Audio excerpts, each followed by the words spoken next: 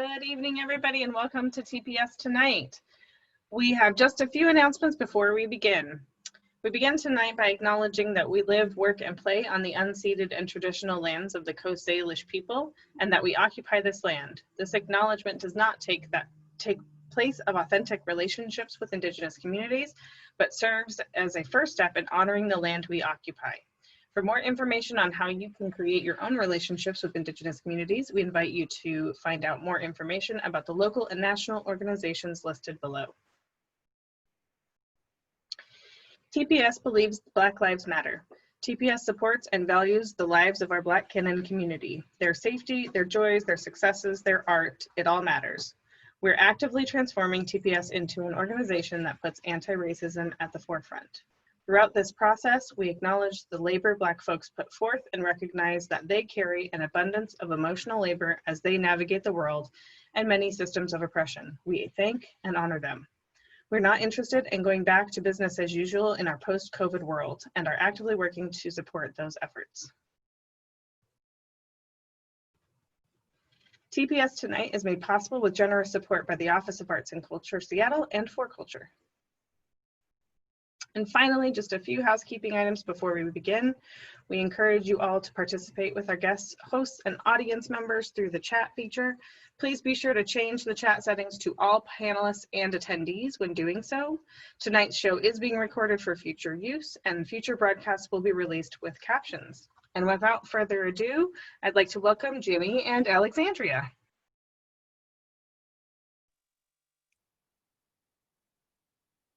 Hey. I had my rhythm, and you told me about the escape button, and then I didn't escape. I didn't know who I could run to. Hot dog. Who can I run to? Hey. Hi, Jimmy. Hi, Alexandria. Hello, everybody. Welcome to TPS Tonight with Jimmy and Alexandria. I'm Alexandria. I am Jimmy, and we are so very happy to be here, which is interesting because I could actually be Jimmy because he's named after his mom. So there's that. And I could be Alexandria because, like we just talked about, we both have. Never mind. You know what? I was like, what are you talking about? But we were chatting privately. That's private. Wop. I'm just joking. Okay, macaroni in the pot. So welcome. You know what, Jimmy? I kind of just want to jump right in. Do you want to tell me a little bit about your week? Like, how's your week been going? Oh, my week. Let me start with some positivity because this is what I teach the kids to do. Amen. I was blessed enough to be able to teach a small group of babies in person some theater, like a little social distance camp. Okay. And it was a 3-week process, and today was the last week. And those 3 weeks were like going back into a traditional job that I hadn't worked in years because of COVID. So I was like, oh, I gotta get up at what time and make the commitment to show up and be done. And like, but today was the last day, and they showed everything that they had learned, and I may have shed a little tear. Did you? Was it good? Were the babies good? You taught the babies. They grew a lot, and that's always what it is for me. I love to see people's growth. I don't care how old you are. I love to see you growing, and if I have any part in that, it's just tear. Yeah. And hey, shout out. We see y'all popping. Hey. Okay. Hey, Tyra. Oh, thank you, girl. I call it the I'm too grown. She got a tooth pulled glow. I had to lightly beat the face. Okay. I had to beat around. When I tell you, like, I used a little beauty blender, and I was like, pop. Okay, let's be cool. Like I was like beat the face regular until I got to that spot. And hey, beat the face regular. Yeah, like you just kind of go, you don't care. You're like, and then when I got to that, I was very like, yeah, like I just be going and it's fine. And then I got to this side and I said, well, hello, how are you doing? Just very softly, gingerly rolling it on. Well, how was your week? It was okay. I got With a tooth. I got a tooth pulled. It wasn't fun. But you live to fight another day. And my God. It's healing, and that's fine, and it's going to be okay, and the future will be great and bright. And I got to eat real food today, which was very lovely. And I'm just like working my way back into So I'm not drinking alcohol tonight, y'all. She's drinking ginger ale to I'm actually not either. You know, he don't drink like that. Hey. But he will. Okay. But he will. But we're here though, and we're excited. I mean, I'm happy to be back with my friend talking.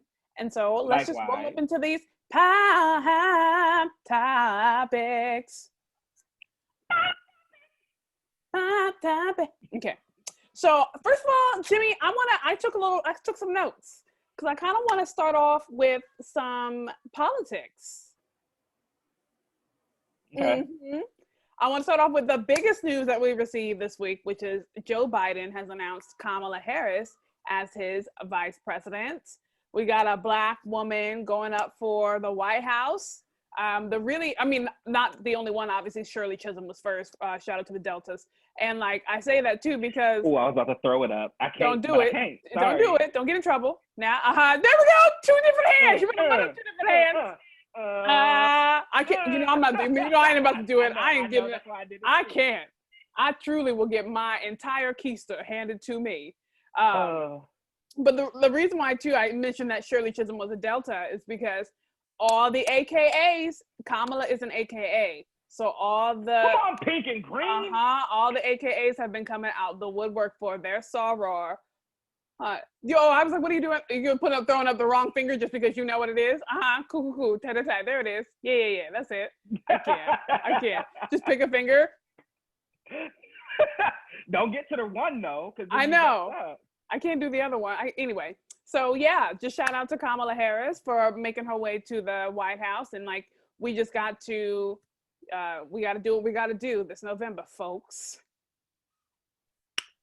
Okay, next. Okay, in the same vein, Cori Bush out of Missouri is headed to the final ballot in November, and she has in a political upset overturned a family dynasty of people representatives. And so if she wins, she'll be the first Black woman to serve in the House of Representatives from Missouri. So shout out to Cori Bush. We're here for her. We're here for everything that she does. We support her. We love her. In Washington, we can't do nothing because we're in there. She's in Missouri. We can support. We can absolutely support, and we send our love and all that. Might be where she might be. You never know. Our reach. We can get down there. You feel me? So where is it? Missouri. Okay. So and then what? You said we can go down there? No, I mean we could have reach, as in our audience members. Got you. I was like, when TPS Tonight is nationwide and in syndication. Lastly, on my political pop topics, Michelle Obama released her podcast. Have you heard about that? Have you tried to I heard about it, but I don't follow podcasts immediately, so I completely forgot that she was releasing it. I thought it was a TV show on Netflix. It's a podcast? I think it's a podcast. I'm tell me something. 98% sure. I believe you. Okay, thank you. Come on, TPS I like the internet on the road. On tour. Okay. So that's all I have for it. Is a podcast. Thank you. Yes. Great. Okay. Blah blah blah. Yes. This is wonderful. So and that's my last news. Everybody check it out. Listen to our First Lady on, all of your wherever you get your podcasts. Thank you, Ariel. She put it down there for y'all to go ahead and to access it. I'm sorry, y'all. I have an itchy eye happening, and it's probably gonna happen all night long. So just question. Remind me, yeah. So there's people that have issues with the with how quote unquote Hollywood the Obamas are after their presidency, and do you feel like it's kind of an obligation because they are the highest, and so they have to reach every kind of platform, or do you feel like it's just a sign of the time? Like our president right now, your president right now is a reality TV star. Girl, you voted red. I didn't want to tell nobody. You know what? First of all, don't be putting that out there on the internet because they're gonna think it's true. Don't you even think for a moment. But like, do you think it's just a sign of the time? Here's what like I think. They have a whole production deal. Yeah, here's what I think, right? I think that they should be absolutely allowed to live their lives. The difference and the hard part is they're still actually like being asked to be presidential. Do you know what I mean? Like they're not, like Barack Obama doesn't even just get to be in booty shorts on the beach. I said Barack and not Michelle. I know who I said. And he doesn't get to like, I remember right when they had left the White House and we saw them like strolling on the beach and looked like they just had a day off. And Michelle was in some shorts and I saw that thigh meat and I was like, yes, ma'am, Auntie Shelly, show us your thighs because you are grown. But I feel like, you know what I mean? Like, I feel like they don't get to have their real lives because they're still being asked to be presidential. And so in this way, I think that maybe they're able to just kind of like, they see me, people who have always worked. And there are presidents, former presidents, who are able to never have to work again in their lives because they will always be set. I haven't heard a thing from William Clinton, nor have I heard a thing from George W. Bush. And it's mainly because they don't need to do nothing. They can just sit, be paid, play with their grandkids, and move the hell on. But I feel like the Obamas are like, no, we're young. We got a lot of work. I kind of want to do some work. How do I do work? I'm going to do this work. I now have the access to do this work. I now have the, you know what I mean? Like, I feel like they would be like, I always wonder what I would be like wealthy, but I always feel like it's going to still be like, she's still working. I just now have access to whatever. I have access to resources that will allow me to work. Does that make sense? Well, my God, but sorry, y'all, this makes me go on a tangent. Like, then do you think that is, do you think that is a Black person of color, for y'all who need it? Do you think that it's a Black thing? Like, and not even necessarily to say the poor mentality, but the mentality of like, you always have to be working, you always need to be seen, you always need to be doing better than, you always. I was agreeing with you right up until. No, like, I'm asking. Oh, wait, no, I like, and yes, but no. So like, yes, okay. I don't feel, and maybe it is a Black thing, I don't know, like, Ernest Henderson just retired and tell me he didn't start like another career. I'm very proud of my father, y'all. He auditioned for a play before he retired and he got in the play. And so the play has started rehearsals and like he's learning what it's like to be able to say like, I'm sorry, I have rehearsal and da-da-da-da. And I'm just like, but also like, he works. Do you know what I mean? Like, I don't know. I just feel like it is like it's like a I don't know, a thing that we do. I don't know. But I think there are lots of people who are very wealthy and who are Black and who are just chilling, and also more power to them. Chill. But I feel like for me, it would just, having the resources will just be like, okay, so that is off my back now. I can focus on the work that I want to do, if that makes any sense at all. So. That makes sense. I was reading this shout out. What's up, Texas? Hey. Thank you for indulging me in my question. No, that's good to know. I mean, we can poll the audience. Also, shout out to Black people who have money, who just are chilling, Oprah, because she definitely got Breonna Taylor on that cover, and that put Breonna Taylor on that cover. And I think that shows how real it is, because first we were like, a Black woman on every cover of the magazine, and she could have like rode that for as long as she wanted to, but then she replaced herself finally for the first time in like 20 plus years with another Black woman whose voice needed to be heard. And in a way, I would argue that that's not chilling. Or she's taking a break from the normal work that she does, which is covering her own magazine. She's taking a break from being on the cover to let somebody else be on the cover. Is that what you're saying? No, I think she has. This is Oprah has like her own beehive. You're trying to get me jumped, cuz.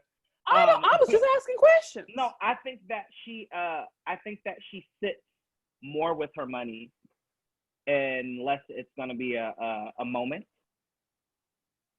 than just being active, honestly, consistently, all the time. Like opening, like, don't get me wrong, the stuff that she does with her money is great, but it's so grand. It's so grand. What happens if you just go shake some people's hands who love you? Or what happens if you just release a documentary about your real life? Like those little things, that's what I mean. Like, I think that makes sense. Like, and also, okay, so then in that case, I would say, so Oprah worked for years and years and years and years and years. She amassed an entire fortune, and now she is sitting down enjoying her dogs and her man that she don't have to ever marry. And to that, I say more power to her, because if that's her lot, then that's her lot. Do you know what I mean? I don't fault her for wanting to be chill. I will say, you can say same thing for me and Oprah Hive. If they come for me, they come for me. Like, I will say, like, I was looking at her. I was looking at all the billionaires when the shit started going down with the pandemic. Like, so where y'all at though? And like, nobody was helping. And in fact, Jeff Bezos, I would say his name like he's getting kisses. He Bezos. ain't. Bezos is out here making billions and billions and billions upon billions from us being at home. So like, I've been side-eyeing billionaires since the top of the time, but like, what? And I'm not side-eyeing her. I just, we were talking about people that were like, for example, maybe he's doing this for the accolades, but like Tyler Perry, anytime somebody passes or like there's a struggle, the first thing you hear about, Tyler Perry donated, Tyler Perry did this, Tyler Perry gave, Tyler Perry that. And I feel like as much as we say about him, I like that constant, little things and versus like this one grandiose big thing and then I'm chilling for 20 years. I think that makes sense. I think that makes sense. I mean, I don't know if you have to apologize, because this is kind of what pop topics are. But at the same time, I would hope that he would want to donate, because he's still writing material that perpetuates the hatred of Black women. So hopefully he is doing something in his life to counteract that in the first place. I said it. And Mr. Tyler Perry, I understand if we ever get to a place where I'm famous enough for you to have watched this and you get mad that I said it. It is what it is. Because every time I've seen a Tyler Perry anything, it's a Black woman not knowing her man until he slaps her in the face and then she gets rid of him. And then like, okay, but see, here's the other thing though. Here's the other side of that. I feel you. I dig you. Like, we're deep. We're almost like 3 feet in this. I feel you. But here's the thing. He also is appealing to an audience that he has. So his job is to keep pushing out the product that some people love. Because while you may not like it, and while you are like you're not for it, there are he said that. He has said that. He said he's writing for an audience. He's writing for his audience. And I'm like, okay, so and I know because I see it on my Facebook when he wrote, what was that last one that he wrote? Did you watch it? Trash Part 2? when the cradle falls. That ain't it. Femme fatale. That ain't it either.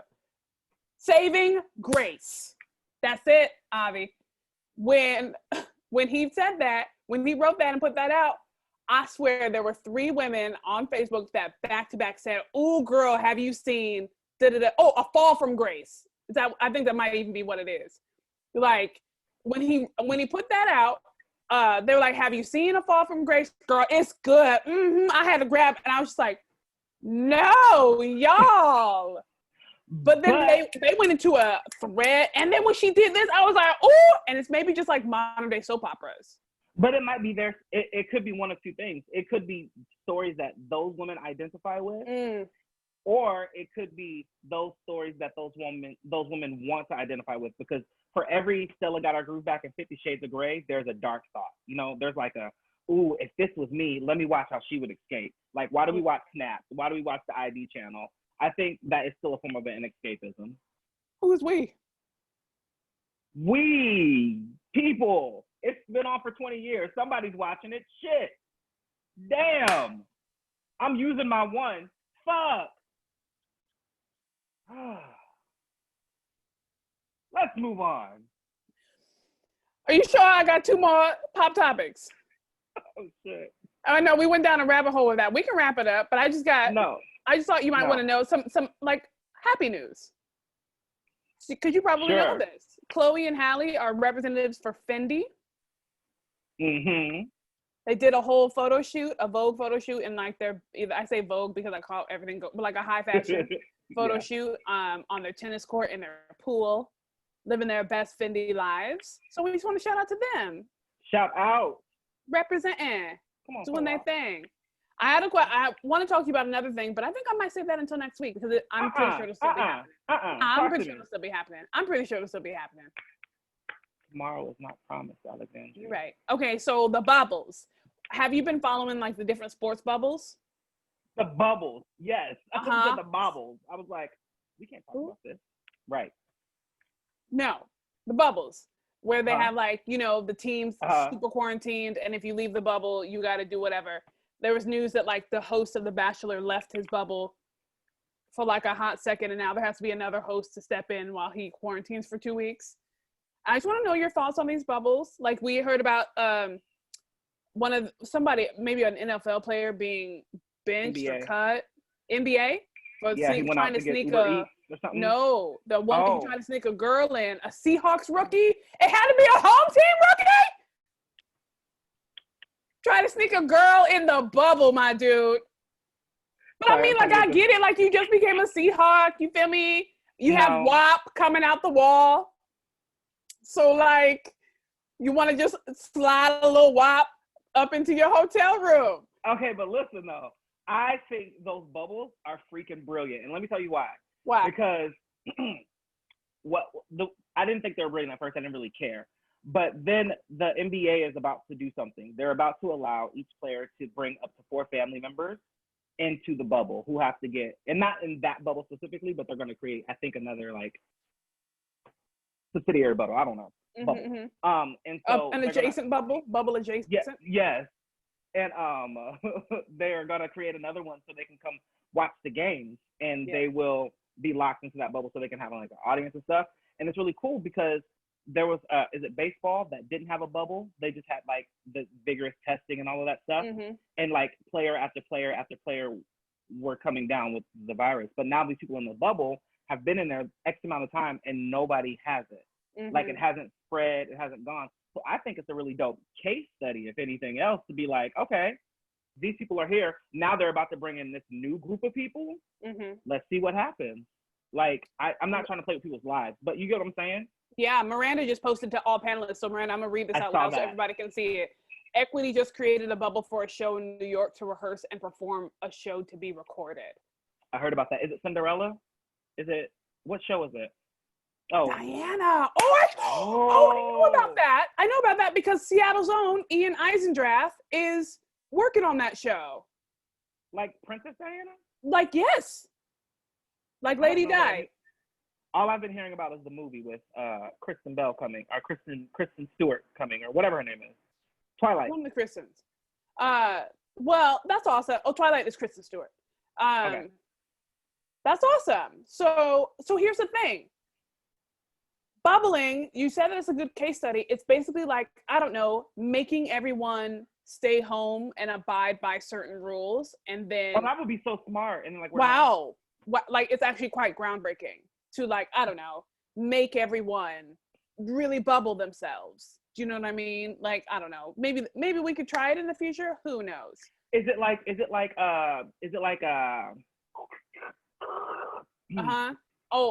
quarter. How do you pronounce it? Quantitative results. Quality.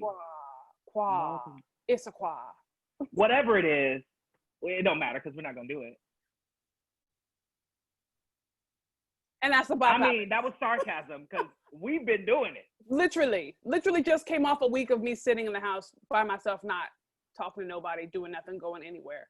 Cleaned a lot of my house. It was fun. And continuing to do so after this week. The one thing I'm gonna do is go to my sister's house after I've been quarantining, celebrate her birthday, and then I'm coming back to this house to quarantine again. So again. It is what it is. That's the pop topics. That's all I got.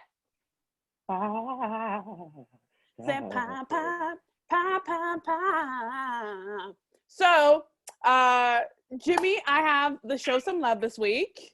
Okay. Are you ready? Are you ready? Are you ready? Are you ready? Are you ready? Don't got a choice. You don't. You right. I'm going to give you 2 minutes. 2. Yes. I would like you to show some love for Michael Peters. And begin.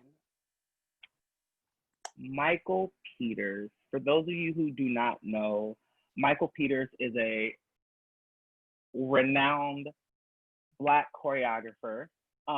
He was, if you have seen shows like Dreamgirls, he was the assistant choreographer for that, the associate choreographer. I do that because you know how that goes. He was associate choreographer for Dreamgirls. He choreographed Michael Jackson's not Billie Jean, Beat It, which he's also in the video as one of the gang members. He choreographed Thriller, one word, that's all you need.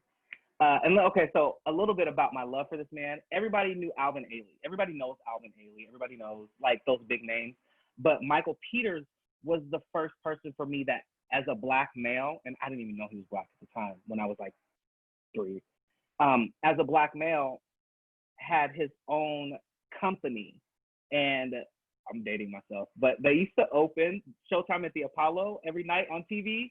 There was these dancers that would come down the aisles in these feathers and these bright ensembles, and they would do all of this like okay. And they're the Michael Peters dancers, and then they would like do award shows, and Michael Peters just had his own crew. And yes, I don't know if face was on his face. But Michael Peters, he's phenomenal, and he could actually dance. He could do everything that he was asking to be done. And that was kind of just my way of thinking. Like, I never wanted to ask somebody to do something that I couldn't physically do, because then I felt like it was not possible. The jazz of it all, man. You guys really need to look Michael Peters up. And I think another thing that I really admire about him is I have a huge love and obsession for Bob Fosse, because Bob Fosse, the way that he choreographs and moves his body is very different. He created his own style. And I would liken Michael Peters to that same kind of situation. His style. I'm just thinking about this thrust. And, I'm done. I can't. Okay. If you get a chance tonight, go watch him in Beat It. Don't go watch Beat It and watch Michael Jackson. R.I.P. Go back and watch Michael Peters. Black man, I think he has on like white. He's the other one with the knife. He's just in that. And there's footage of them on YouTube in rehearsals for Thriller. Something like that. How long was that? Was that 2 minutes? I don't know. I turned off the timer because I just wanted to hear you talk about him. I just saw your face light up when you saw who I asked you to talk about. Cause man, he doesn't get enough love and respect. And like, I will shout his name from the mountains. I will shout Debbie Allen's name from the mountains, because she gets the respect, but I don't think people understand why she gets the respect that she gets. I feel like I was just talking to somebody the other day and like explained who Debbie Allen was. I'm not sure who it was. Who was I talking to? But anyway. Don't talk to them no more. No, they're great. I think there was like a regular, like a friend, like a close friend. I don't remember. But Debbie Allen's amazing. Her, America, and West Side Story. You gotta move on. Sorry. You gotta move on. But that's it. Showing some love. Seeing Jimmy's face light up. If y'all have any quick questions for Jimmy and his love for Michael Peters, you can pop them into the Q&A before we welcome on our special guest. So I'll give y'all a few minutes or a few seconds to do that if you want. Oh no. Now, and you know what that's gonna do? I'm such a like pop culture nerd that is gonna send me probably down this rabbit hole tonight, that I'm just gonna be looking at Michael Peters stuff all night. Yeah. And do you remember the I don't. He said showtime. Don't know. Great. They do that like, oh, get it in you. Oh, get it in you. Oh, and like, oh, showtime. I'm old, y'all. Okay. I'm about to say we're like the same age, but Showtime at the Apollo wasn't in my roundup growing up. It's on Pluto right now. Pluto TV. It's free. Pluto TV is free. Download it. You can watch as many channels as you want. Where's my advertisement? Okay. You see, where's our ads? Where's our mugs and fans? Where's our mugs and fans? There we go. Will you do a Michael Peters dance tribute dance medley and post it? Faith Russell says, I wanted to be an Apollo dancer. I would have seen it. I would like to see it. I'd like to see it. I would like to see it. Hold me accountable. Done. All right. Done. Hold me You accountable. heard him. You heard him. You heard him. All right now. All right. And then you're going to learn a portion of it. You're going to learn a portion of it. And then we're going to do it together when these times are over. Oh, here for that. Because I know Faith can cut a rug. I know she can two-step and point a toe. Honey. Slice a rug. Okay. Well, let's talk about it. Slice and dice. Julienne. Okay. I got to give you a French term because we're talking about dancing. All right. Now, talking about some phenomenal soul, power, strength, wisdom, loveliness, and can still get down with some ratchetry too, because we was talking about WAP in our pre-show. Yeah. Please help us welcome our special guest for this evening, the incomparable Aviona Rodriguez Brown. Put your hands together in your home right now, even though we can't see you or hear you. Put them together. Welcome. Yeah. Hi, everyone. Hi, Aviona. Hi, beautiful. Welcome. Hello. Welcome. Hello, welcome. everyone. How are you this evening? I'm over here cracking up. I was wiping tears away. I'm grateful to be here. I'm grateful to be in good company, and I'm honored. I was speaking earlier to the sun and the grass and the wind and the moon. It was just a beautiful day. Awesome.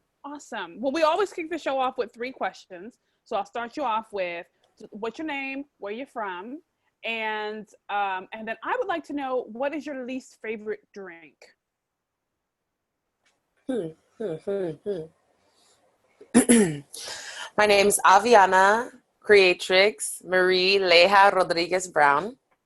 I am Afro-Latina, second generation American, born in Bremerton, grew up in Toppenish, Washington, raised in Seattle, Washington, and tainted by New York City. As far as the least favorite drink, I would have to say a lemon drop martini. As far as alcohol, I know we have some non-alcoholics in the group. So as far as non-alcoholic, I'd have to say Mountain Dew. Really? I'm sorry for anyone who loves Mountain Dew. I don't. I think it's everybody I know likes it. I think it's gross. I mean, I don't mind it. I'm also every color. I mean, okay. I like Baja Blast. I like Code Red. I am the black that they advertise to. It's fine. I've made peace with it. Something about it is very cough syrupy. It's definitely just sugar diabetes. And if I want to sip on some scissor, I'm just going to go all the way, okay? I cannot with you. Wow. Okay, so I want to shout out one of the comments right here. Colleen says, I love those art pieces behind you. Do you want to talk to us a little bit about what is happening on the walls? Oh, absolutely. Pre-COVID, pre all the things, I have definitely been focusing on Black and brown art the last few years. And these, I actually brought the little business card out. So if y'all can see that. Come on. Shayna's Gallery. You can pick up her art if you're in Seattle, literally off the walls at the Station Cafe on Beacon Hill. So these two are, I got this one before I got this one. I actually got this one in my home and I was honored. And this one, I seen it on the wall and I was like, oh, that right there, I'm literally taking it off the wall. You can just Venmo her. So you don't even have to, unfortunately, you don't get to see the artist and talk to her unless you're at like a pop-up or something.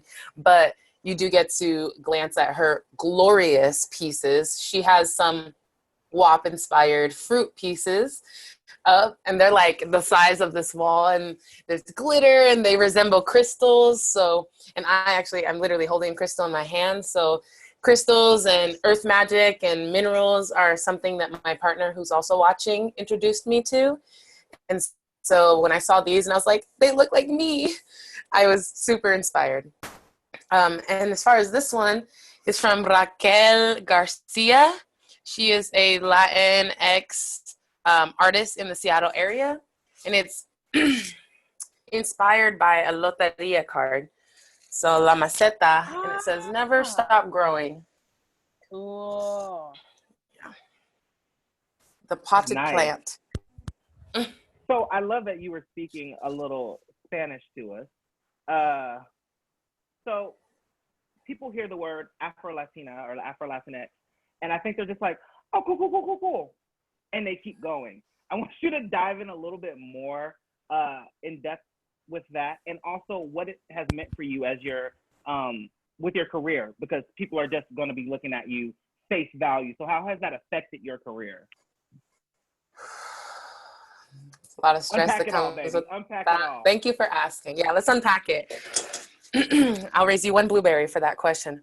Yes, okay. Afro-Latina. First off, just because I look black, and this is for everyone around the country, when this is aired online, I hope you learned something. But just because we happen to have dark skin does not mean that we are one and only black. Does not even mean that we're American. Does not even mean that we are of what you imagine us to be or what the society that you are tainted by has told you we are. And so most importantly, I think, is just like white people are so intrigued by pronouns and making sure they get their pronouns right. I would say also ask a person of color if they feel comfortable, right? Because please don't barge into our space and be like, what are you? We don't like that either. So if you're actually having a conversation with someone and it's something that you feel and can gauge they might be willing to talk to you about, then you can approach them about it. But being Afro-Latina, I'm actually second generation Mexican-American on my mother's side. And we are Native Indigenous as well on that side. And then on my father's side, I am Black American. I don't know much past that as far as like where we come from off the African continent, what tribe we belong to, anything like that. Me personally, someone in my family knows. They just haven't shared it with me yet. That's a whole nother story. But there are two sides to me, and it's not just one. A lot of the time, thank you, Jimmy, for asking about how that affects my career, because a lot of the time I will be approached for Black projects. I'm never approached for Latin projects. Shout out to Nilo Cruz, who wrote Two Sisters and a Piano, which I starred in along with Marquita Dominique. And our director was Jose Amador at Theater Schmieder, may it rest in peace, pieces. And sorry.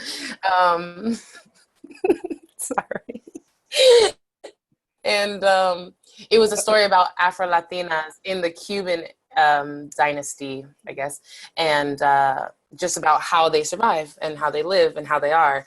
And that was a beautiful story.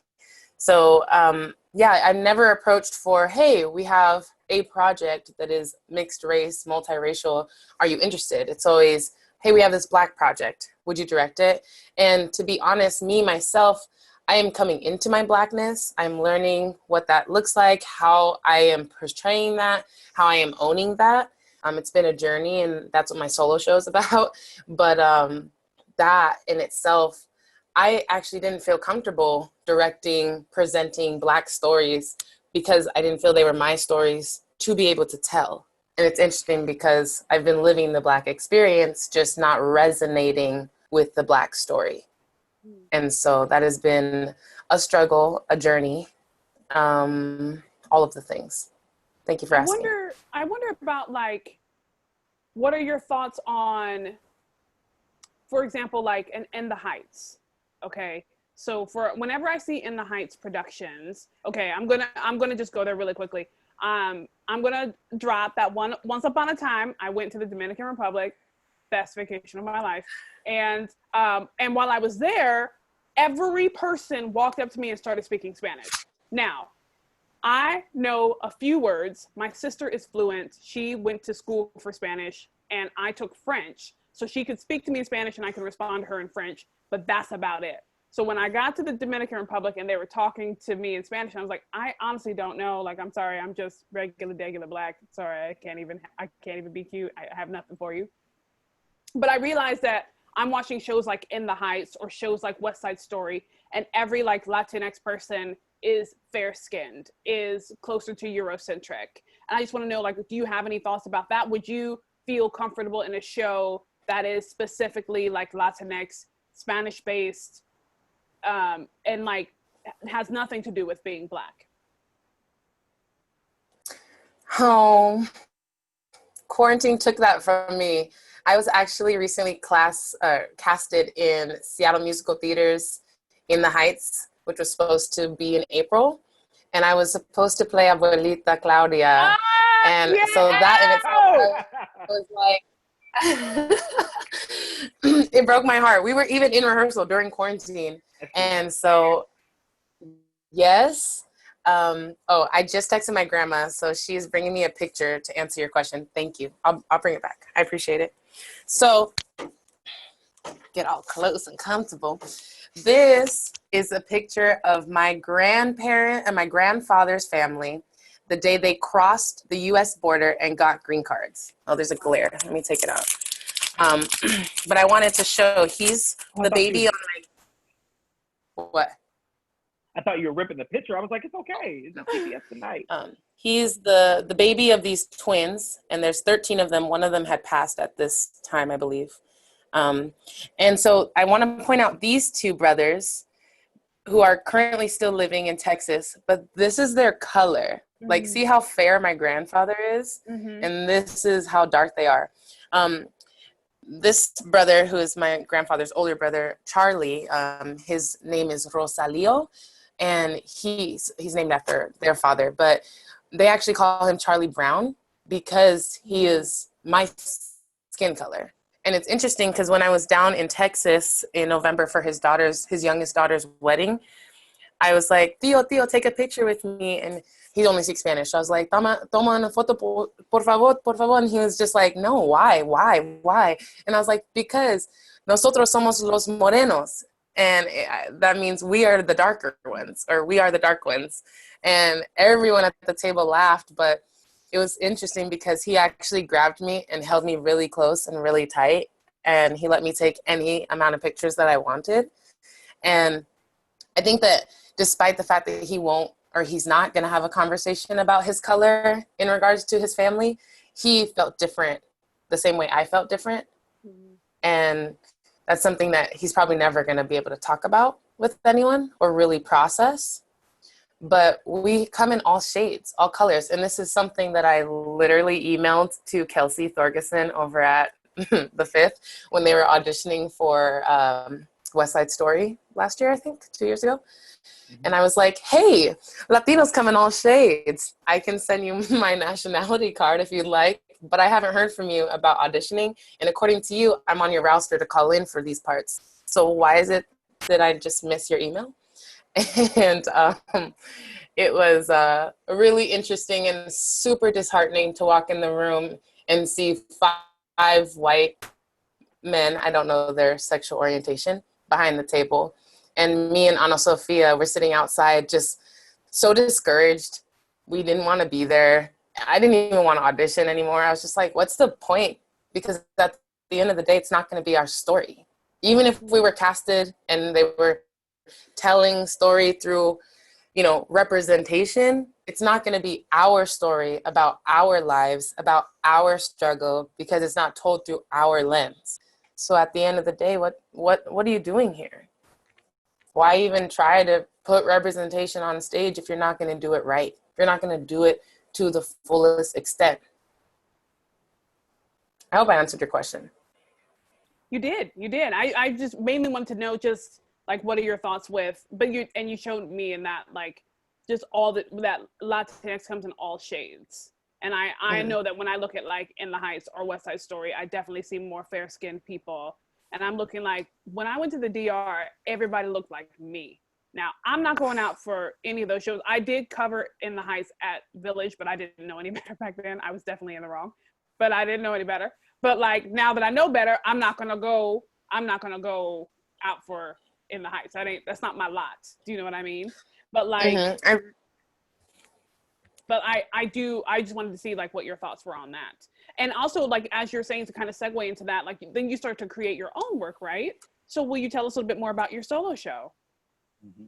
Absolutely. My solo show, my father died about 4 years ago. My Black father died about 4 years ago, and we had no relationship. I met him when I was 16, going to a leadership program for the summer at Columbia University in New York. And he was the person who picked me up at the airport.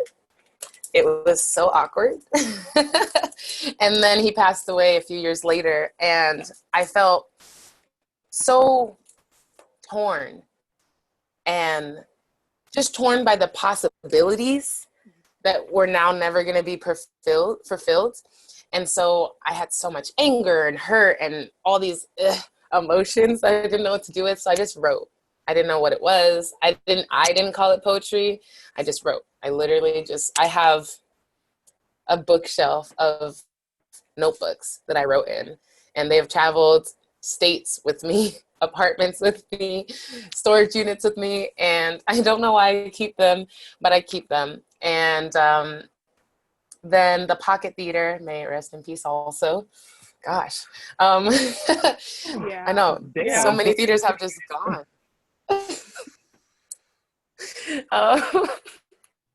So the Pocket, I was on a committee to help curate their solo show season or festival, and they needed to fill like 10 more spots. So they were like, hey, if any of our panelists and curators want to do a solo show, 10 to 25 minutes. And I was like, oh, you know what the hey? But it was the most daunting thing. Shout out to all the solo show gods and goddesses and deities out there. Like, Sarah is like a monster, and I'm just like, yo, that is crazy, because we come from musical theater, right, where there's 30-40 people on stage with us at once, and to be the only person on stage for an hour, 2 hours is daunting. So just put that there. But anyways, I didn't know what to do, so I just went into these notebooks and I started pulling out pages, and I was like, great. And that was during the Me Too movement. And I was not ready to talk about my sexual assaults in any way, shape, or form. Assaults. And so I was like, there's so much happening in the world. I have no idea how to get help with this. I don't know what to talk about. And it started out as a song, which I actually broke out.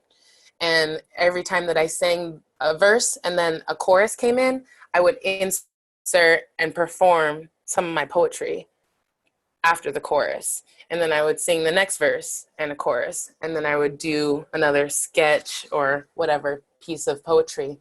And then beautifully, after that 10 minutes piece was up and out and performed, Earth Pearl Collective, a Black queer-owned production company in the Seattle area, reached out, bless Sadiko Iman, and she was like, hey, I saw you did a solo show with Aisha. Would you do another one? It's like, well, I'm already on the trip. Let's do it. And she goes, this one has to be 30 to 40 minutes.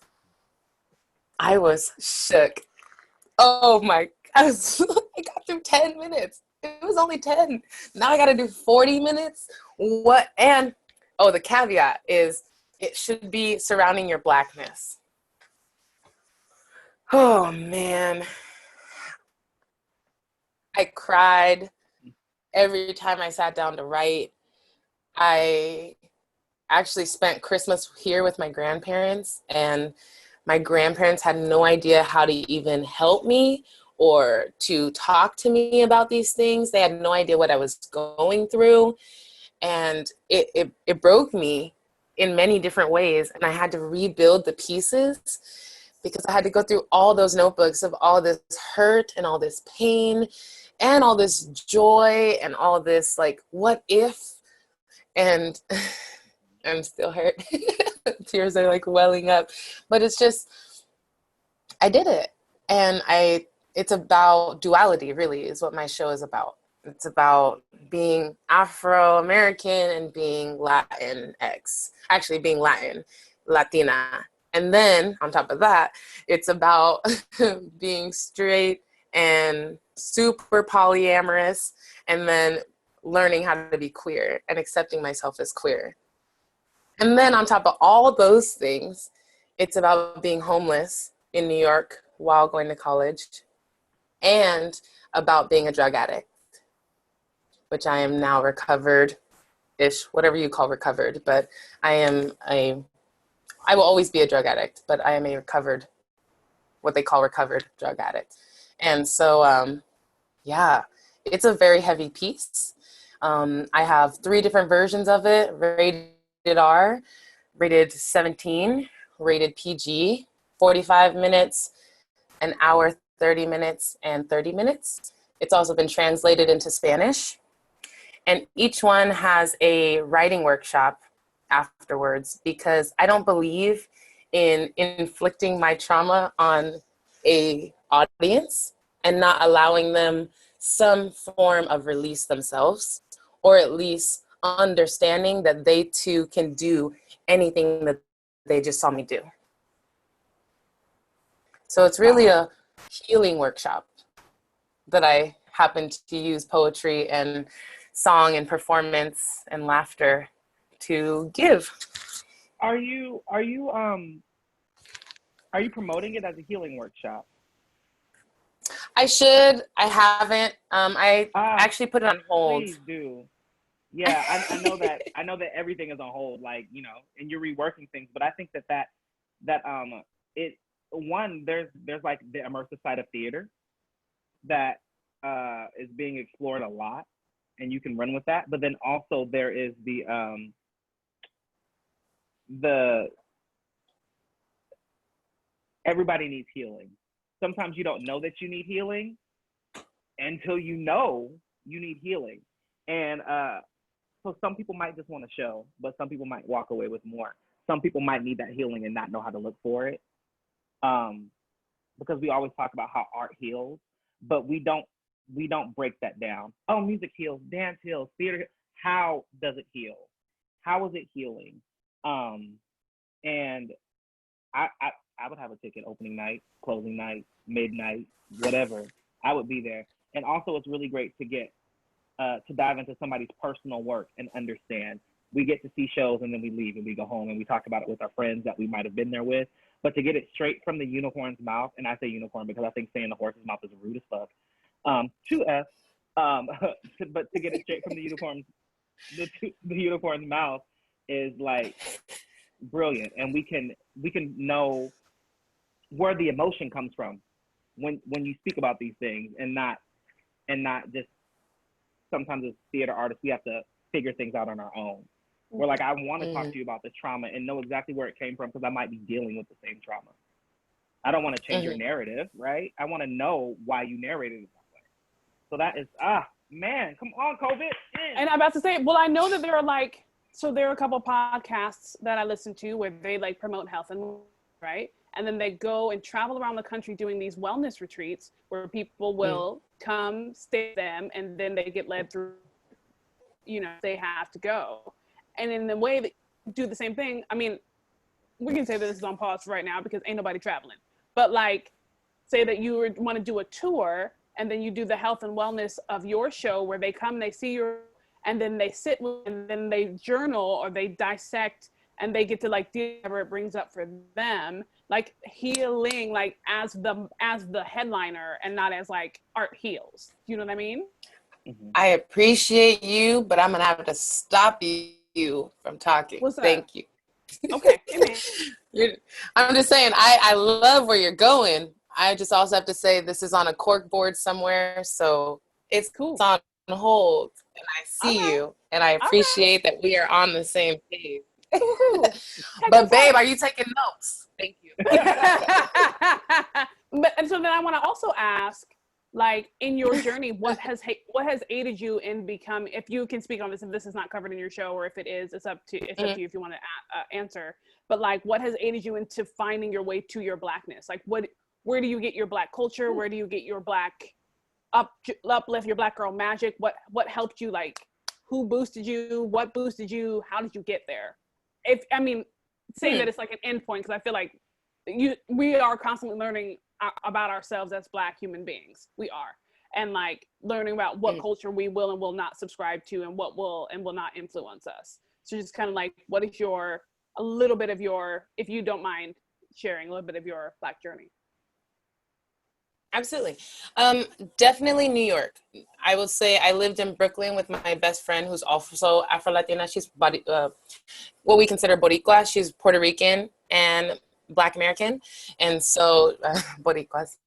And they're just different. I don't know how to explain it. I know. Slightly different. One of my closest friends. Yep. Okay. I see you over there like, yep. And so we lived together in Brooklyn for 2 years after we shared a bed on the Upper East Side in New York, after she graduated high school, or after she graduated college at SUNY Purchase, and I finished my schooling at AMDA, New York. And so we shared a bed, and we worked opposite hours. So when she would come in and sleep, I would go to work at night. And when I would come in the morning, she would go to work in the day. And so that in itself, just sharing this, we don't really know what we are, and we're trying to figure it out togetherness. But then once we moved to Brooklyn, we both just had this like, oh, we can be in a place where we are literally the thing. We are not the outcasts, because we grew up in Seattle, right? So like we're slim pickings, raisin in a glass of milk, as raisins in a glass of milk would say. And so we definitely just gonna shout out all the theater companies right now. And so when we were in Brooklyn, I remember the first time we walked from our house to the grocery store, people were greeting us. People would literally stop and like, hey, we don't know you.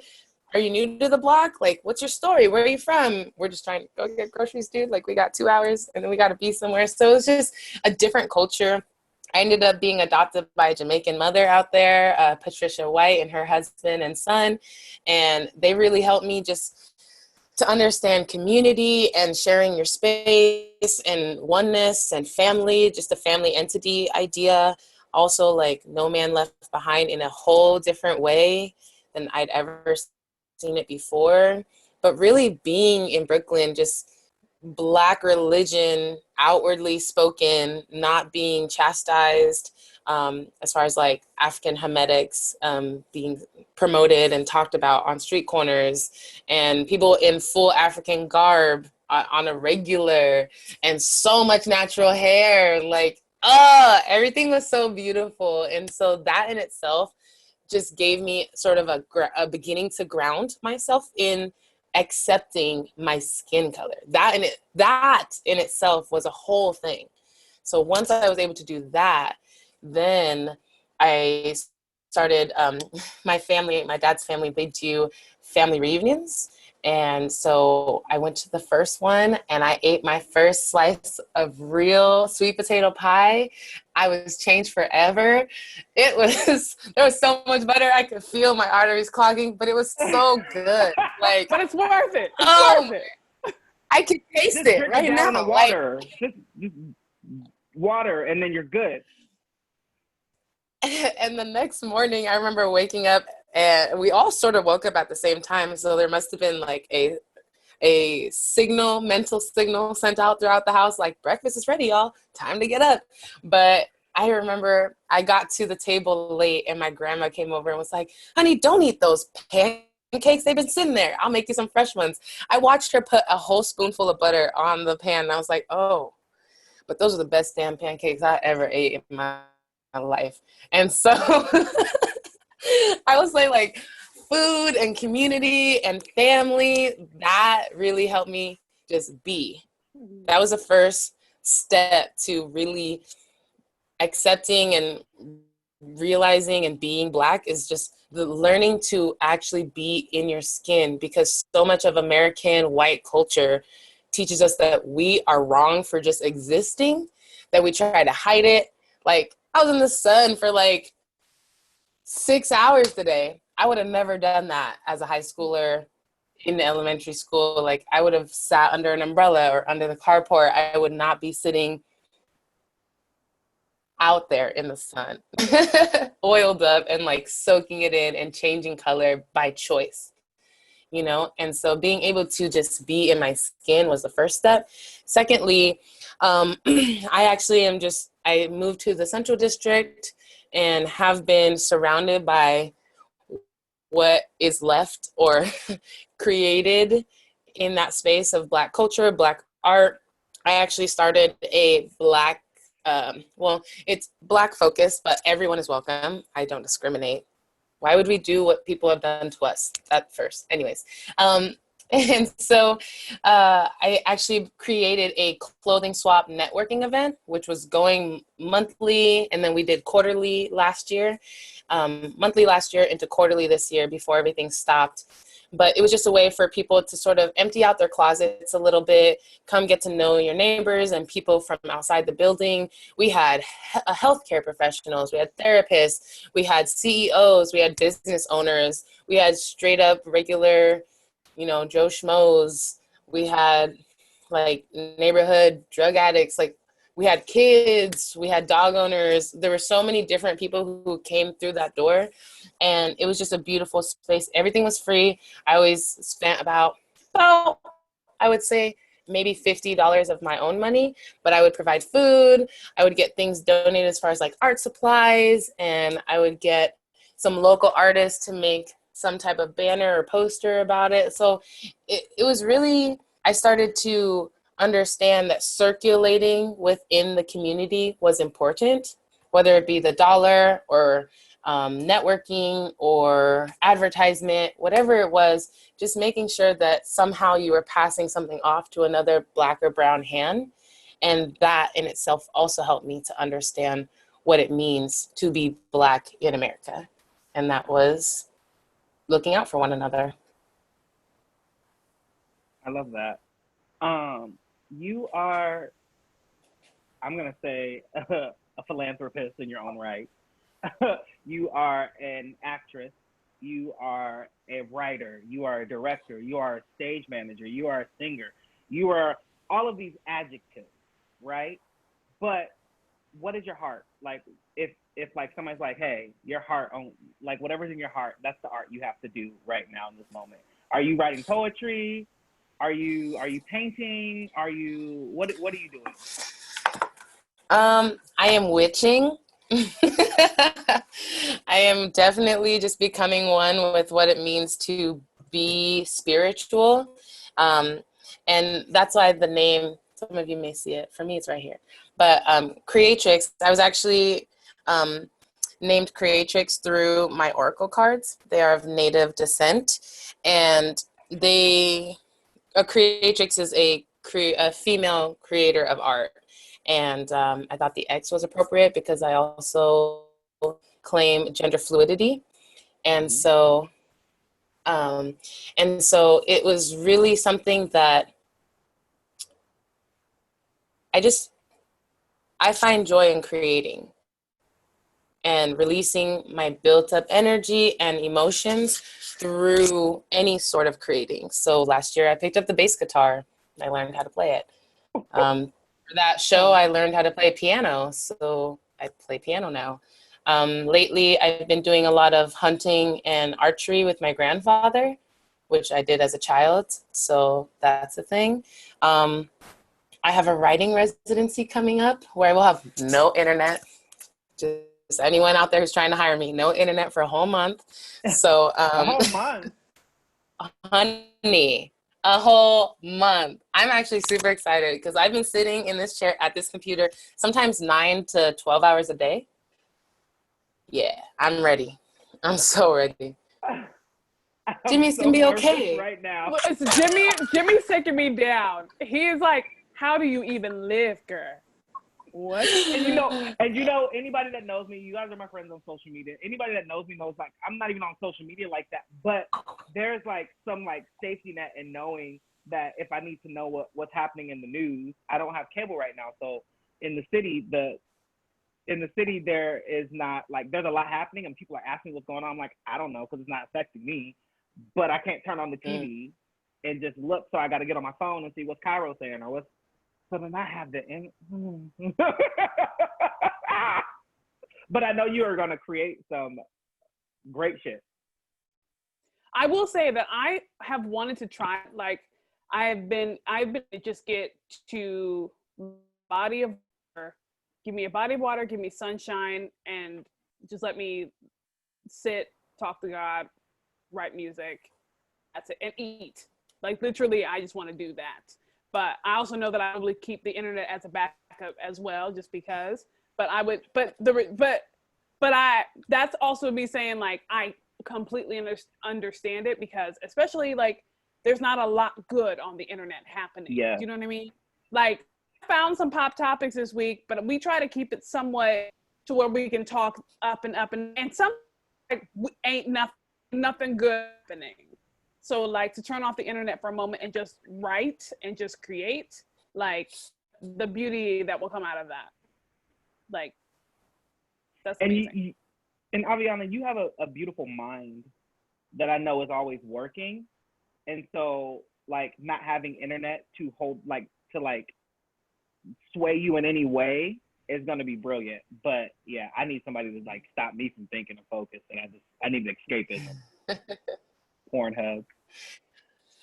Yeah, I definitely am really excited about it. And it's going to be a whole process, and I'm ready for it. I'm going to be surrounded by woods and water, and there's going to be chefs cooking for us, and everyone gets COVID tested 2 weeks out, and then when we arrive, and there's like a whole protocol. I'm really blessed and honored, because this is like exactly what I asked for. Actually, I asked for space when I applied for this residency. It's actually, for anyone who's looking for residency, it's the Rockland residency out in Bremerton, where I was weirdly born, and I haven't been since. So that's another thing. Circle of life. Okay, come on. And they, and so I actually asked them, I want this residency for space. That is all that I want. And for those of you who do know me, my space is always overcrowded. I am always pulled in multiple directions. I am a giver and I hardly take. And so this is me taking space, time, energy, and doing what I want. And so I'm actually super excited. We are excited for you. Happy to see whenever you're ready to let us know what comes out of it. Happy to see what comes out of it. Happy to support you going forward. I would like to move on to some rapid fire questions. Hey. So it's a little pew, pew, pew. It's a little this or that. You can, you can expound if you would like. It's up to you. You can tell us more. You can be like, you can choose. You can do what you want. Hold on a second. Let me find my list. Okay, this or that. Jazz or funk? Funk. Okay. Do you have a favorite, like, funk artist? And she just took up the bass. I know. Oh, funky. Ooh. Yes, if you're, in a time of non-COVID, I would suggest Seattleites go to the High Dive Thursday nights and see Marmalade. They're a local Seattle band, and they are so funky, bro. So funky. Nice. You could dance for hours.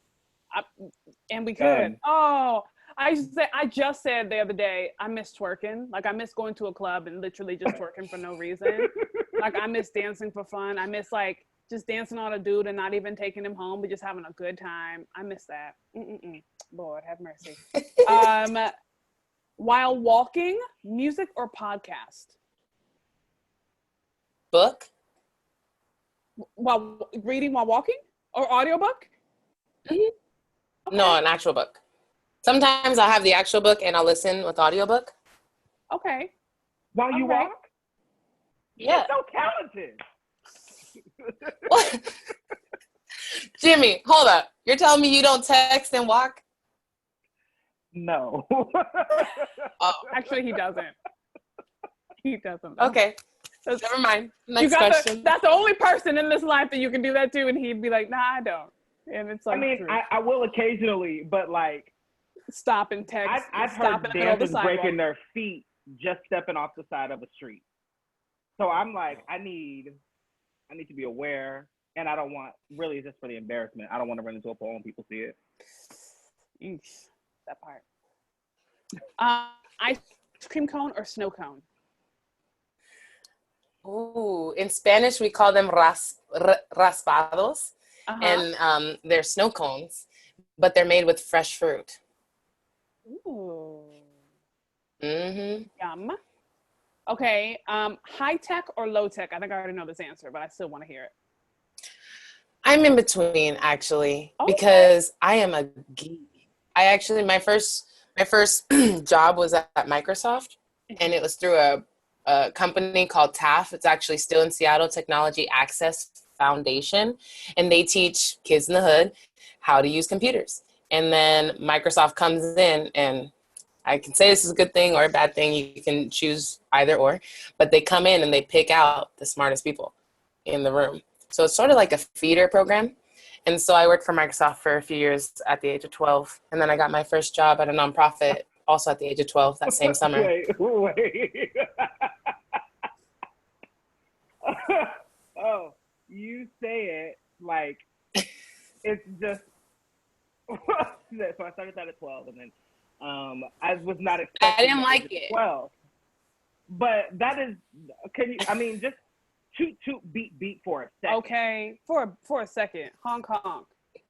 Okay, you don't have to do it. Toot, yeah. Hey. Beat, Aviona. Toot, yeah. Beat, Aviona. Okay, you can go on. Well, sorry. Yes. Hold on. But wait, real quick. To answer the high tech, I went to Bill Gates' house on Mercer Island, and everything's high tech. So when you walk in the room, literally the paintings on the wall change depending on what mood you're in. Just gonna drop that real quick.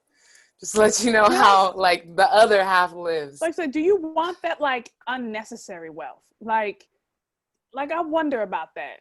The wealth we were talking about at the beginning of the show. Yeah. Like, well, Exactly. The chill You know wealth. what I'm saying? Yeah. Like they have a whole foundation, but also the paintings in their house change when you blink. Like. Oh, and we can talk all day about foundations. So I started doing some researches into foundations and how like they get to like undercut or like side swerve out of the way of some taxes. Underwrite. And so So anyway, Aviana, sneakers or sandals? Sneakers. I have high arches. Got it. Cool. My feet get me from A to B. I have to respect them. Okay. Come on. Give them what they ask for. Then you better stop reading books while you walk in.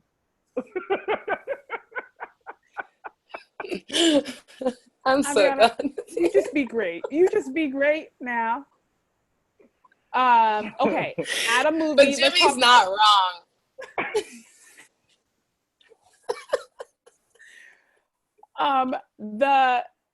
Pre-COVID, at a movie, candy or popcorn?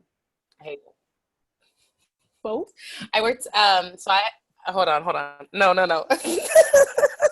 I hate it. I'm like, oh, snap. No snacks. Just dry mouth. You sneak in a bottle of water. Do you sneak in chicken? Now, let me tell you about being Black. It's leftovers. You bring the leftovers in your purse, and then you have theater snacks. Unless you're at the Majestic Bay, in which case you buy snacks. There you go. Okay, so another side, I guess this would be a flex, as is it Tyra says, a gentle flex. So I've definitely had different careers at this point. I did 10-year for Regal Cinemas, and I worked as an administrative assistant, and I had dreams of dying under popcorn. So no popcorn for me, please. Got it. Okay. Like I had this reoccurring dream for years where I was in a room full of popcorn, like we were surfing on it, and I drowned. And it was not a good dream to keep having. You know what? I hear you. It smells good, but you don't want that to be your final smell. You want to live to smell it the day. I hear you. Exactly. Also, working at a movie theater was probably the most dangerous job I've ever had. Brooklyn turned me out. I was like, yeah, I think this is where I'm going to retire.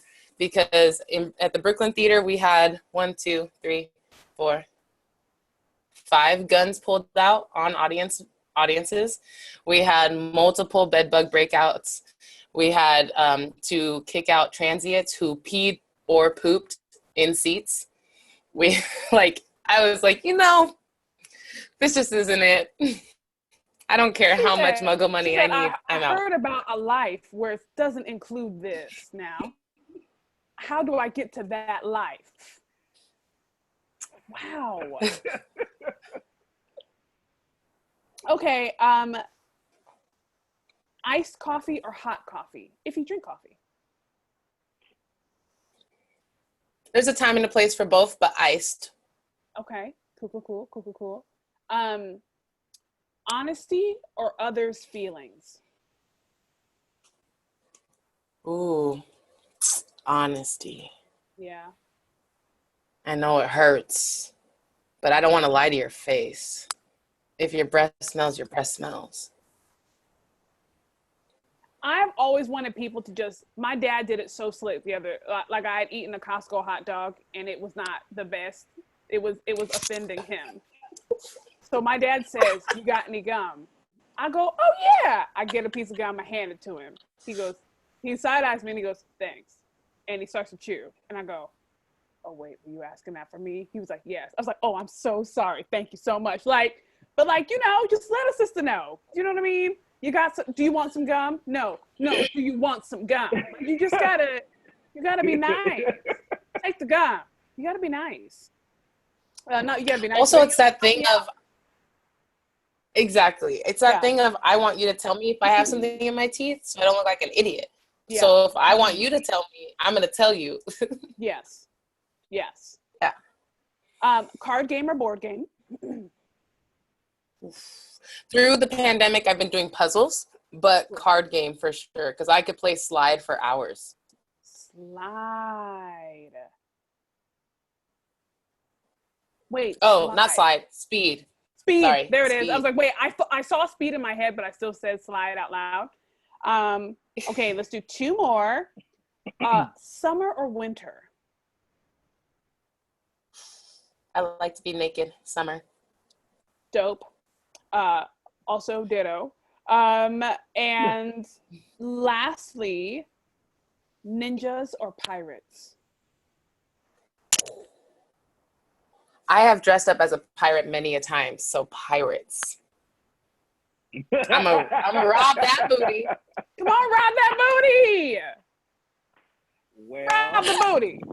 Hashtag rob that booty. I'm gonna have hiccups the rest of the show. Hashtag rob that booty. Oh.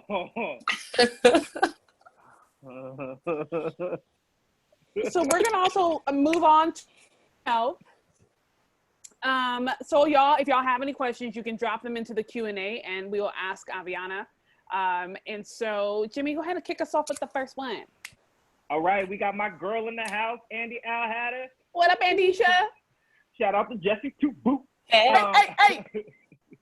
So the first question is, who is your style icon, and what item of clothing in your closet makes you feel most powerful when you wear it?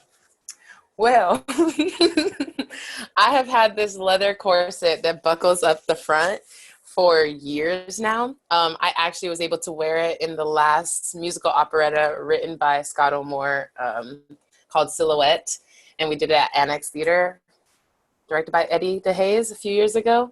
And I've worn it also at a 1448. So that is my go-to, oh, you want me to be a power play? That is it. And I feel super bomb in it. It just hits all the curves in the right place. The buckle's just So I love that piece. And then style icon, I really love Janelle Monáe. I am just in love with her. As far as everything she wears, her suits. I love wearing, I think both of you have seen me in a vest getup. So Yeah. I like the tailored look. I love lines, obviously. And so, yes, all of that. And she can wear a fabulous dress and all the things too. So she's my gender fluid. Have you seen her new cover? Thank you. She has a new cover, and she's Her new, like draped. the naked cover? Like the white one with like the breast out, and then but it's like a white goddess. It's literally gorgeous. Yeah. Jimmy, I said I like being naked. Of course I seen that cover, honey.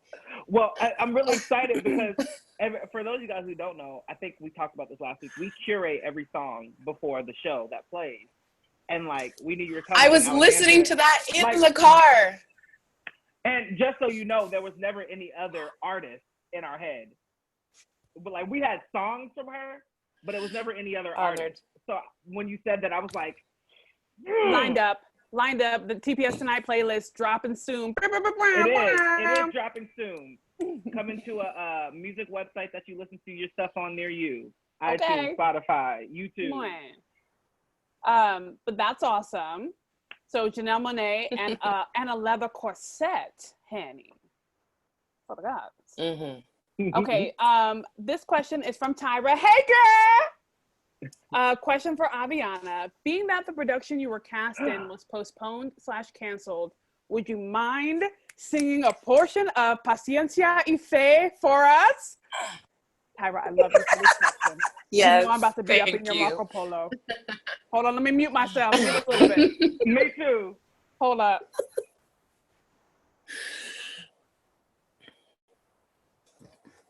I gotta get I'm a weird person, so I hear the whole soundtrack and it's going da da da da da da.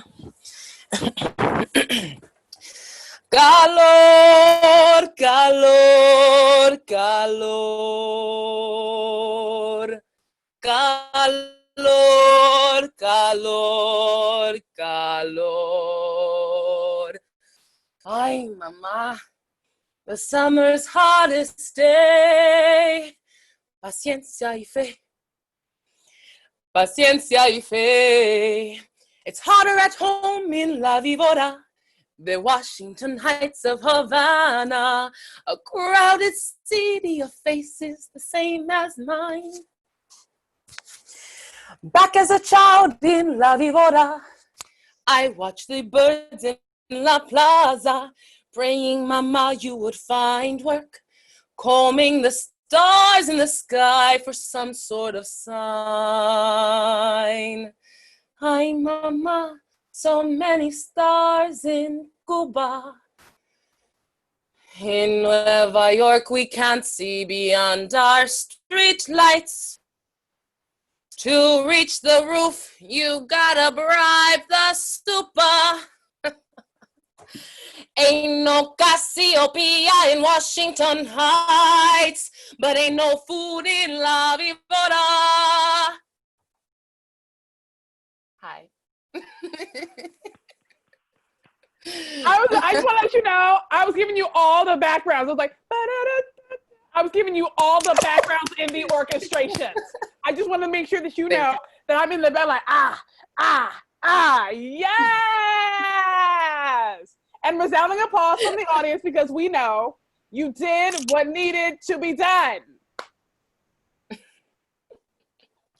I was so excited. I had my whole like grandma hump ready. You know, I was you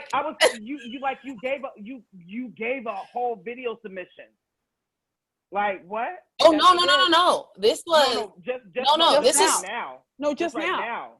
Oh, like it was like you got into character. Mm-hmm. You said that. You did that. I'm my mom. So many stars in Cuba. Yes, you can't see beyond the street lights. Thank you. Hey, gorgeous. I was during the COVID times. I was choreographing in the Heights for a high school, and those babies, it was Stadium High School, and those babies that was my first time seeing In the Heights from top to bottom without like any like head blockage from YouTube bootleg or like, and so I fell in love with that story. So watching, come on, that was what it was. Thank you. And shout out to the TPS Generals, because that's where that job came from. So Hey. Changing active lives on a daily. But we 20 knew that seconds at a though. time. Theater Puget Sound has been helping folks. That's how I got my agent, all of my agents. Every agent I've ever gotten, I got at TPS Generals. So that's how I got my agent. amen. Shout out to Melissa Baldoff because you be doing the thing. Amen. You mine. I don't care. You have other people on your roster. That's fine. You're mine. But yes, that is absolutely Thank you. amazing. Thank you for that. Aviona. That was Tyra who asked Yes. for that? Tyra, great call, girl. You know I'm about to Marco Polo you. Great call. I feel like me and Tyra need to be better friends than we are. I know we're friends on the social, but Tyra be representing. Okay. Like, hold on, you have to do the other hand. We you know we don't give the light skin hand. So weird. That comes from like the emoji. Anyway, Aviona, thank you so very much for coming on our show. What? Huh? Oh, there's another question. It popped up. I thought that was it. Oh, anonymous. It says, you are doing a lot of work for your Black heritage. Do you find yourself fighting for your Latinx side as well? And I think that question is in regards to what's happening right now. Like there's a lot of talk about Black Lives Matters and changing the community and changing the community in theater. Are you fighting two fights? There's the duality there for you. Oh, honey, it is so tough. They got us locked up in our mind on the Black side, and then they got us literally locked up on the border. So it's just like, yes. As far as me and my work, I recently have gotten 8,000 masks brought over with the help of Ana Maria Campoy. I can't throw that out. And the PCC Land Trust. We had 8,000 masks brought over to the Yakima Nation and given out at migrant farm worker hands. So yeah, we are doing, myself, I also refer to myself in the overall we're doing the work. Speaking of, if you're in the Seattle area and you have time, space, and ability, Wednesdays, we have 2 more Wednesdays in August, the 19th, which is coming up this coming Wednesday, and the 26th. We have a food distribution center in the Rainier Beach Community Center from 9 a.m. to 2 p.m. 9 a.m. for volunteers and 10 a.m. for anyone picking up food. No questions asked. So yeah, if you need food and you are able to help, please also help down there. But yes, I am active in all the communities, trying to just make the world go round because white people haven't been doing such a good job with it. So. And the link is posted because we work with the best.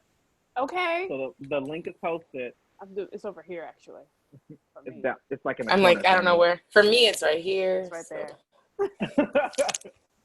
Rotate. That is awesome. That is awesome. Oh, actually, I was about to wrap it up, but I forgot. Jimmy asks a question every week that I really like. Jimmy, do you want to ask a question or can I ask it? You want to ask it this week? No, you ask it. I'm nervous. You get how you say it, and I'll try it next week. I'll try it next week. No. So over the last hour and some change, we've gotten to know so much about you, and I want to say we appreciate your openness, your transparency. We appreciate all of that. Is there anything that we didn't dive into? Is there anything that you want the people out here to know about you before we let you go? Is there something you want to leave us with? Talk about it. Mm-hmm. Sadly, I don't know where sexual assault comes from, but it is perpetuated in our families, generation to generation to generation. Please bring it up. Please talk about it. Please be about it. It's not an easy subject, but it's something that needs to be talked about or else it'll literally never end. So continue, please, please, please. And sadly, my own mother was told to get over it because she wasn't the only one it happened to. That's not the response. That is not appropriate. And we are way past those times. So have the conversation, be strong enough to listen and to take your own feelings out of it, whether you're a parent or a grandparent or whoever you think you are to someone who has been assaulted. It's not their fault. It's not your fault. But at the end of the day, it's happened. So let's talk about it. So that's first thing. Secondly, as I said, I am an addict, and the book I'm working on, it's a working title, but so far, I already copyrighted it, so don't take it. I'll sue you. But it's called A Turtle Point, Everyday Stress Through the Eyes of an Addict, Using Art to Displace Stress. And it basically talks about the different stressors we face in life and how everything starts to push us closer and closer and closer and closer to the edge of using again and again, and how we can relieve those stresses by using art to push back. And so, and this is all different types of art, whether it be drawing, coloring, painting, music, performance, dance, wiggling, all of those things are art. Also, some of them are like, oh, you like to drink alcohol? You know how you can get that same alcoholic feeling? By kissing someone on the cheek. Like, there's some really cute tips and tricks in there too. So it's going to be really interesting. And I'm excited, again, for this residency to sort of just dive into that work. But talk about drug use, and not in the old-fashioned sense of don't do it, because at the end of the day, everybody takes drugs. My godmother is a legal drug dealer as a pharmacist. Like, every single person takes drugs, even if it's the vitamins you are now taking to combat COVID. Like, you are taking a drug of some sort that is not naturally in your body. So please talk to your family members. There's nothing wrong with it. And because we feel that there is something wrong with the usage, we hide it, we sneak it, we continue to do it. We don't want to talk about it even though we know it's wrong. We don't know what else is pushing us to seek it out. And a lot of us need, the third topic, therapy of some sort. I know a lovely, beautiful art therapist, Delisha Phillips, and she's local as well, also Black, also queer. She also hosts Black Girls Roller Skate. It's an Instagram account, Black Girls Roller Skate, I think, or yeah. And so all of those things, find something that helps you get that energy out, that stress out. And if you're using drugs, it's okay. You're not alone.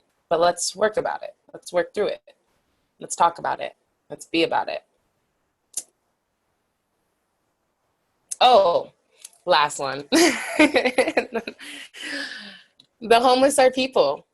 Don't treat them like dogs. Don't treat them like trash. Say hello.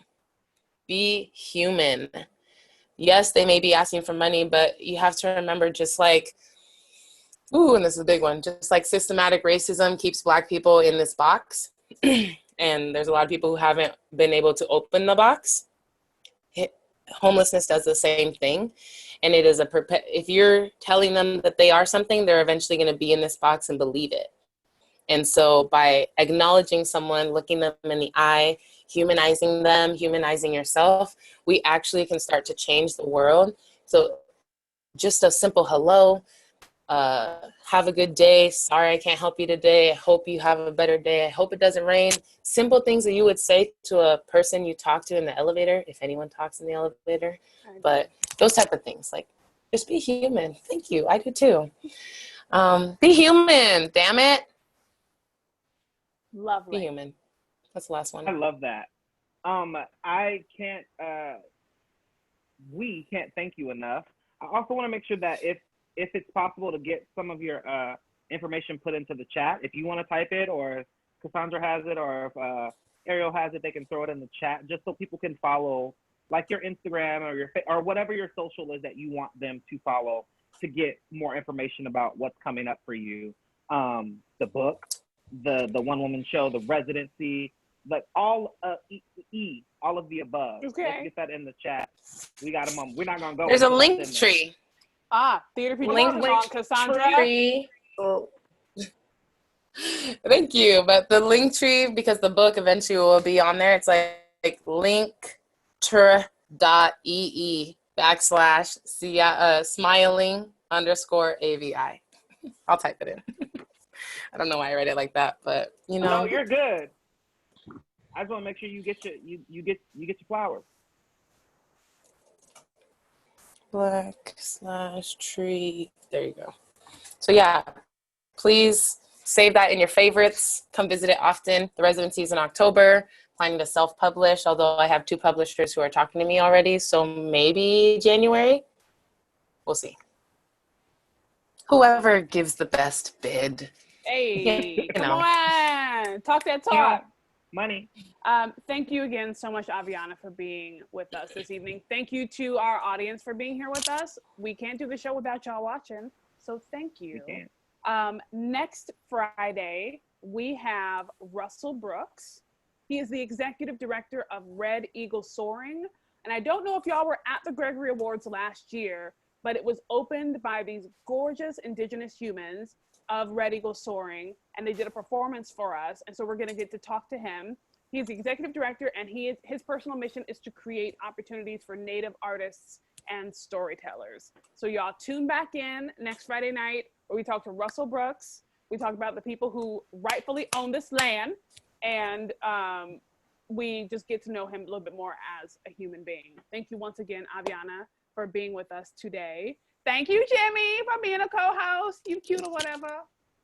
Back at you. Yay. And I didn't say this because I do this all the time. I make it really awkward. I love giving people compliments. Aviona, your freaking smile. Man. Thank you.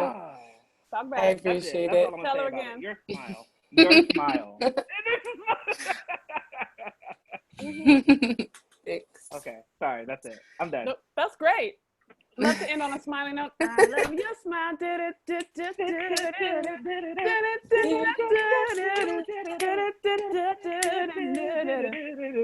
All right. Bye, y'all. Woo! Bye. See ya. Walk in the room, they going shade left to right. They be like, ooh, she's serving face. And I just tell them, cut me up and get down. They call us dirty cause we break all your rules now. And we just came to act a fool, is that alright? Girl, that's alright. They be like, ooh, let them eat cake. But we eat wang and throw them balls.